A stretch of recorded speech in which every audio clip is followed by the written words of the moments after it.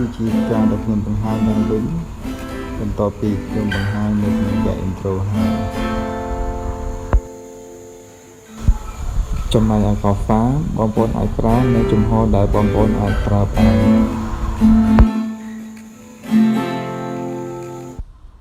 ដូចនេះគឺជា style ដែលខ្ញុំធ្លាប់បានលេងកន្លងមក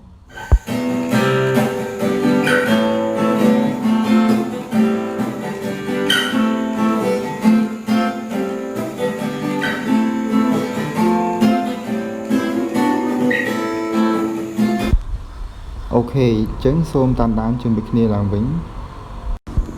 ចំពោះ style លេង solo intro គឺមានលក្ខណៈខុសប្លែកពីបទដើមបន្តិចដោយសារតែខ្ញុំមានចង្វាក់ខុសគ្នាផងដែរ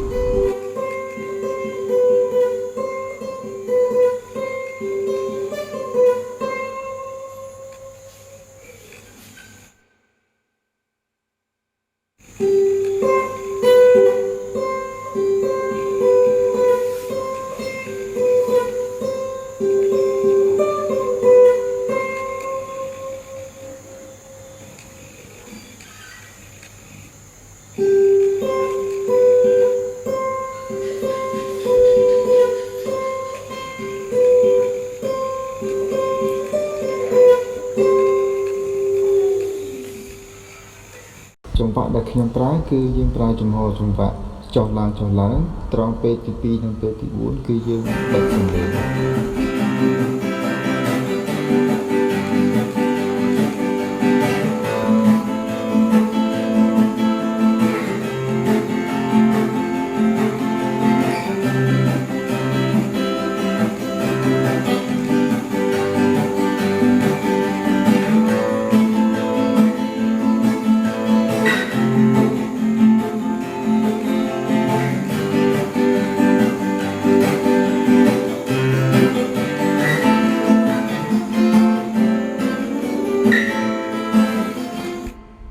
ចូលមកដល់វគ្គតូលហើយដល់ជាងហៅថាវគ្គ verse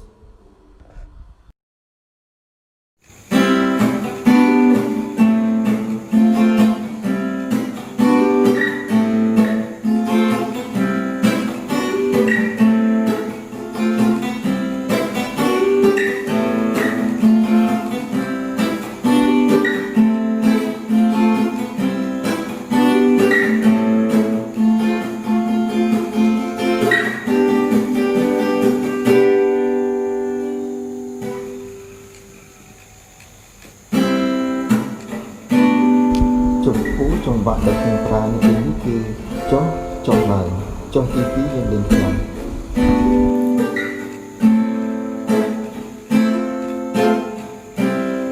អញ្ចឹងដូចនេះចំហទី3ដែលយើងលេងចុះគឺយើងបដូរអាកូអាត្មិន